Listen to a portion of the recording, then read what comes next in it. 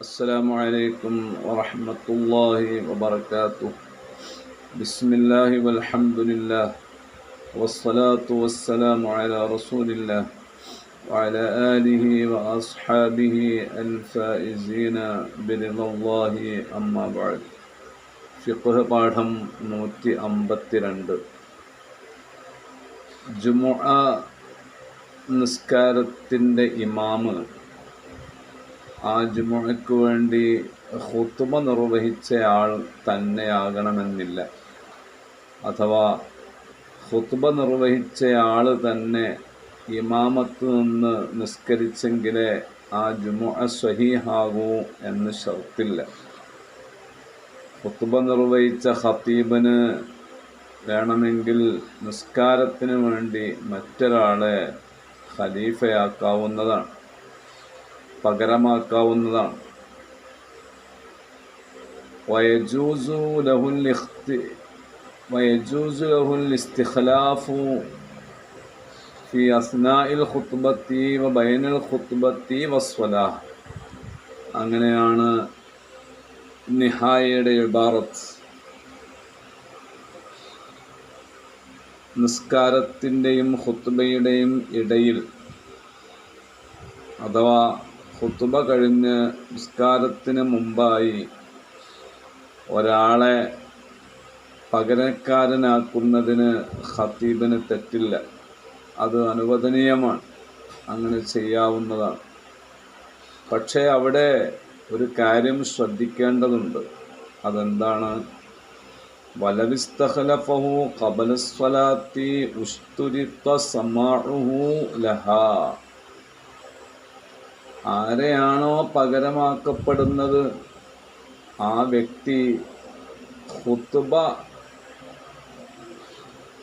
അതിൻ്റെ ഫർളുകൾ പൂർണ്ണമായും കേട്ട ആളായിരിക്കണം. ഖുത്ബയുടെ ഫർളുകൾ കേട്ട ആളാണെങ്കിൽ മാത്രമേ അയാൾക്ക് ഖലീഫയാകാൻ, നിസ്കാരത്തിന് ഖലീഫയാകാൻ അവകാശമുള്ളൂ. ഖുത്ബയുടെ ഫർളുകൾ കേൾക്കാത്ത ഒരാളെ നിസ്കരിക്കാൻ വേണ്ടി പകരക്കാരനാക്കാൻ ഖതീബിന് പാടില്ല. അങ്ങനെയുള്ള ഒരാൾ നിസ്കാരത്തിന് ഖലീഫയാകാനും പാടില്ല. അങ്ങനെ ഖുത്ബ കേൾക്കാത്ത ഒരാൾ ഖലീഫയായി നിസ്കരിച്ചാൽ ആ നിസ്കാരം സഹീഹാകാതെ പോവുകയും ചെയ്യും. ഈ ഷർത്ത് പാലിച്ചുകൊണ്ട് ഖതീബ് അല്ലാത്ത ഒരാൾ നിസ്കാരത്തിന് നേതൃത്വം കൊടുക്കുന്നതിന് തെറ്റില്ല, അത് ജായിസാണ്. ആ നിസ്കാരം സ്വഹീഹാവുകയും ചെയ്യും. ഈ വിഷയം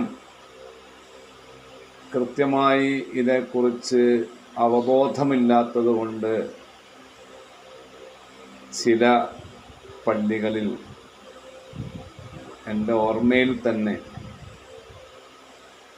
അങ്ങനെ ഖതീബ് മറ്റൊരാളെ നിസ്കാരത്തിന് വേണ്ടി പകരക്കാരനാക്കിയപ്പോൾ ഇത് സംബന്ധമായി വിവരമില്ലാത്ത ചില സാധാരണക്കാരായ ആളുകൾ ഇടപെടുകയും അത് ശരിയല്ല എന്ന് പറയുകയും ചെയ്ത സംഭവം ഓർക്കുകയാണ്. അത് വിഷയകമായി അവർക്കുള്ള അജ്ഞത കൊണ്ടാണ് എന്ന് മനസ്സിലാക്കണം.